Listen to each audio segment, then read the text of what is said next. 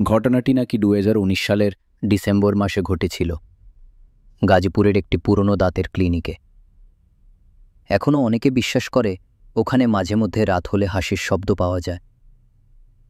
রানা নামের এক যুবক দাঁতের ব্যথায় পাগল হয়ে যাচ্ছিল। বন্ধুর পরামর্শ শেষে গেল এক পুরনো দাঁতের ডাক্তারের কাছে। ক্লিনিকটা একটু অদ্ভুত ছিল। দেয়ালে পুরনো দাঁতের এক্সরে ঝুলছে। চেয়ারটা এমনভাবে কাঁপে যেন ভূত নিজে বসে আছে। ডাক্তার বলল, তোমার দাঁতটা তো একেবারে মরার মতো, তুলতেই হবে। রানা ভয় পেয়ে জিজ্ঞেস করল, ডাক্তার, ব্যথা লাগবে না তো?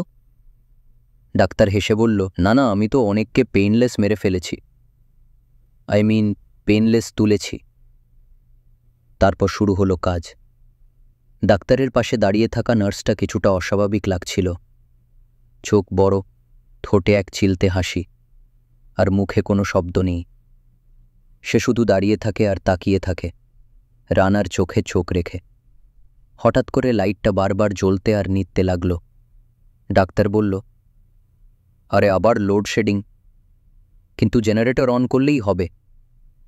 নার্স, দয়া করে করো তো। নার্সটা কিছু না বলেই চলে গেল। 1 মিনিট পরেই রানার কানে এলো হাসির শব্দ। তবে ব্যাপারটা অদ্ভুত। এই হাসি যেন অনেক গলার একসাথে। রানা ভয় পেয়ে উঠে দাঁড়াতে চাইল, কিন্তু চেয়ার তাকে আটকে রেখেছে। হঠাৎ লাইট জ্বলে উঠল। ডাক্তারকে দেখা গেল, তার চোখ নেই আর মুখটা খুলে গেছে অস্বাভাবিকভাবে। দাঁতের বদলে শুধুই নখ। আর পাশের আয়নায় দেখা যাচ্ছে নার্স বলে কেউ নেই। সেখানে দাঁড়িয়ে আছে এক ভূতলি।